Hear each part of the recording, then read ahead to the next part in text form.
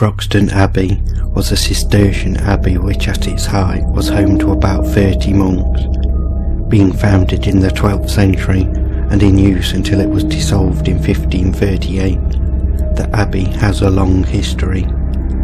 Those that once walked the passageways are said to still linger within the ruins, carrying on with their monastic life, even in death.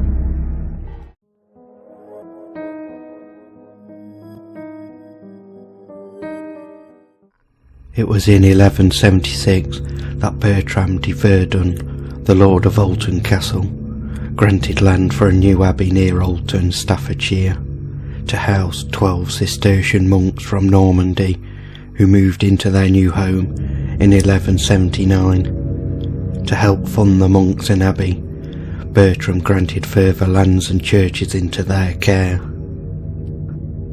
By 1206, Croxden was relatively prosperous, obtaining the majority of its wealth from sheep farming.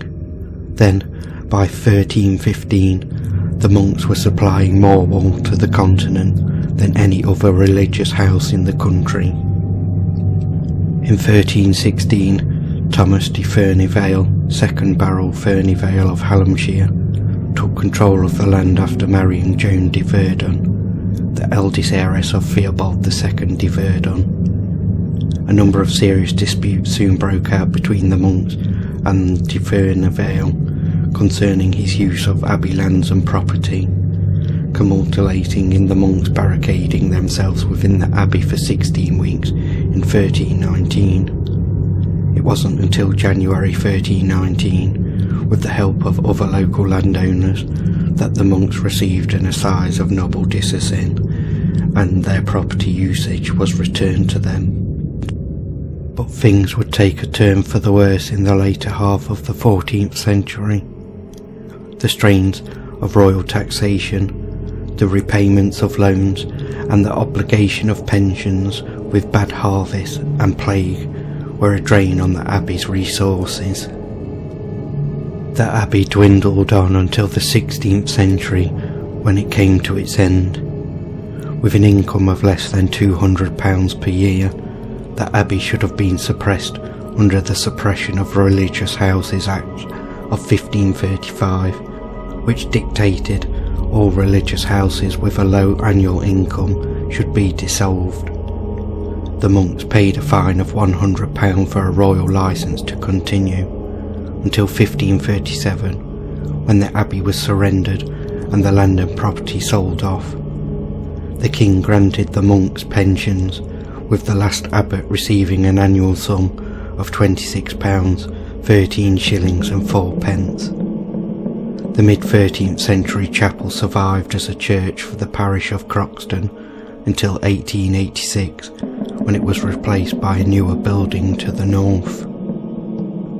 The abbey and its lands became part of a farm in the 19th century. The cloister became a yard, and a track was cut through the church, dividing the site. This treatment seemed to stir the spirits, as sightings of monks were witnessed soon after the track was built. The romantic ruins attracts thousands of visitors a year, and reports of monks are said to silently glide over these ruins during the warm nights of the summer months. Over the years, many have reported hearing loud chanting and of seeing shadows which follow them around the ruins. But perhaps the most sinister of apparitions is of a bloodied robed figure who stalks visitors and scares them with its wailing. The most common reported phenomenon is of stones being thrown at visitors as they walk through the passageway to the cloister. One woman visiting with her children was hit from behind and instinctively turned and saw a creature, which she described as being human-like in form, with greyish skin, hairy and very ugly. It gave a mocking laugh before it dashed off and crawled back into the old latrine channels. Others have reported seeing the same creature around the old latrine, and it is believed that if you throw a stone into the dark channel, the creature will throw it back. Another common phenomenon is the sound of a woman's crying, which is believed to be of a nun, which has been seen rushing about the site. This nun is believed to be searching for her old love, a monk who once dwelt at Croxden.